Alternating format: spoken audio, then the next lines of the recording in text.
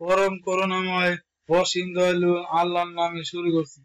এখনকার আলোচনার বিষয় হচ্ছে ইলমের ফজিলত।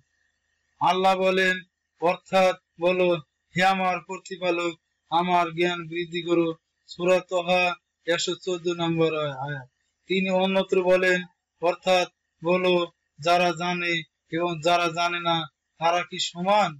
সূরা জুমার 9 নম্বর আয়াত।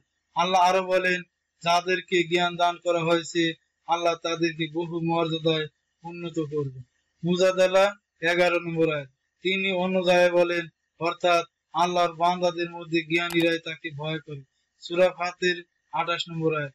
মুয়াবিয়া রাদিয়াল্লাহু আনহু হতে বর্ণিত, তিনি বলেন, রাসূল সাল্লাল্লাহু আলাইহি সাল্লাম বলেছেন, আল্লাহ যার মঙ্গল চান তাকে দ্বীনি জ্ঞান দান করেন।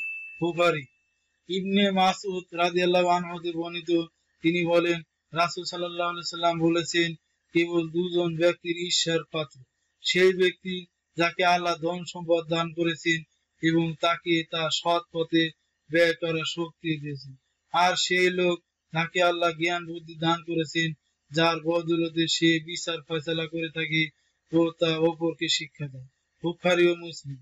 এখানে ঈর্ষা বলতে অপরের ধন ও জ্ঞান দেখে মনে মনে তা পাওয়ার আকাঙ্ক্ষা পোষণ করা, সেই সাথে এই কামনা না করে যে অপরের ধ্বংস হয়ে যায়।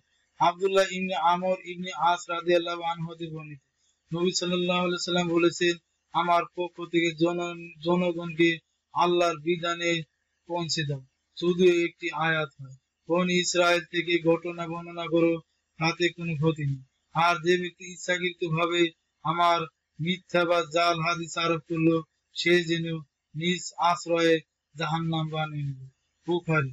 আবু হুরায়রা রাদিয়াল্লাহু আনহু হতে বর্ণিত, রাসূল সাল্লাল্লাহু আলাইহি সাল্লাম বলেছেন, যে ব্যক্তি এমন পথে গমন করে যাতে সে বিদ্যা অর্জন করে, আল্লাহ তার জন্য জান্নাতের রাস্তা সহজ করে দেন।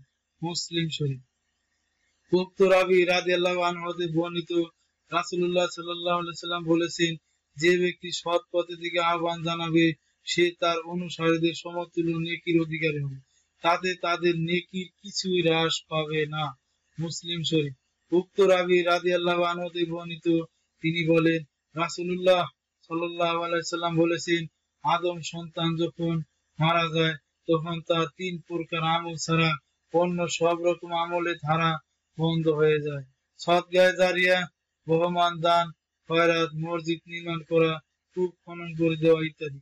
অর্থাৎ ইলম বা জ্ঞান সম্পদ যা দ্বারা উপকৃত হওয়া যায়, অথবা সুসন্তান যে তার জন্য নেক দোয়া করতে থাকে। মুসলিম শরীফ। আনাস রাদিয়াল্লাহু আনহু হতে বর্ণিত, রাসূলুল্লাহ সাল্লাল্লাহু আলাইহি ওয়াসাল্লাম বলেছেন, যে লোক জ্ঞান অর্জন করার জন্য বের হয় সে ফিরে না আসা পর্যন্ত আল্লাহর রাস্তায় জিহাদের মাঝে আছে বলে গণ্য হয়। ইমাম তিরমিজি হাদিসটিকে হাসান বলেছেন। আবু সাঈদ খুদরি রাদিয়াল্লাহু আনহু হতে বর্ণিত, রাসূলুল্লাহ সাল্লাল্লাহু আলাইহি ওয়াসাল্লাম বলেছেন, মুমিনকে কল্যাণে দ্বীনের জ্ঞান কখনো তৃপ্তি দিতে পারে না ততক্ষণ পর্যন্ত তার শেষ গন্তব্য জান্নাতে পৌঁছে। দোয়াইফ তিরমিজি হাদিসটিকে হাসান বলেছেন। আবু উমামা রাদিয়াল্লাহু আনহু হতে বর্ণিত, রাসূলুল্লাহ সাল্লাল্লাহু আলাইহি ওয়াসাল্লাম বলেছেন, আলেমের ফজিলত আবেদের উপর ঠিক সেইরূপ যেরূপ আমার ফজিলত তোমাদের উপর।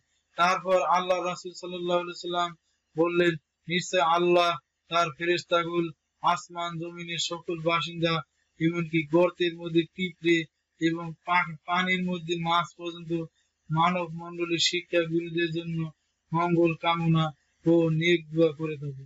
তিরমিজি। আবু হুরায়রা রাদিয়াল্লাহু আনহু হতে বর্ণিত, তিনি বলেন, রাসূলুল্লাহ সাল্লাল্লাহু আলাইহি ওয়াসাল্লাম বলেছেন, যাকে ধর্মীয় জ্ঞান বিষয়ক কোনো কথা জিজ্ঞাসা করা হয় আর সে যদি উত্তর না দিয়ে তা গোপন করে, কিয়ামতের দিন তাকে জাহান্নামের আগুনের লাগাম পরানো হবে। সহিহ। আবু দাউদ, তিরমিজি, হাসান। ইবনে মাসউদ রাদিয়াল্লাহু আনহু হতে বর্ণিত, তিনি বলেন, আমি নবী সাল্লাল্লাহু আলাইহি সাল্লামকে বলতে শুনেছি যে, আল্লাহ সেই ব্যক্তি শ্রীবৃদ্ধি করুন যে ব্যক্তি আমার নিকট থেকে আমার কোন হাদিস শুনে যথাযথ রূপে হুবহু অপরকে পৌঁছে দেয়। কেননা যাকে হাদিস বর্ণনা করা হয় এমনও হতে পারে যে সে শ্রোতা অধিক শ্রোতা অপেক্ষা অধিক উপলব্ধিকারী ও স্মৃতিধর। তিরমিজি হাসান। সুপ্রিয় মুসলমান ভাই ও বোনেরা, আশা করি ভিডিওটি আপনাদের কাছে অনেক ভালো লেগেছে। সুপ্রিয় মুসলমান ভাই ও বোনেরা, আমি আমার চ্যানেলে বিভিন্ন ধরনের ইসলামিক ভিডিও পাবলিশ করে থাকি। আপনারা এই ধরনের ভিডিও যদি রেগুলারলি পেতে চান তাহলে অবশ্যই আমার চ্যানেলটি সাবস্ক্রাইব করুন এবং পাশে থাকা বেল আইকনটি প্রেস করে অন করে দিন। Thanks for watching this video.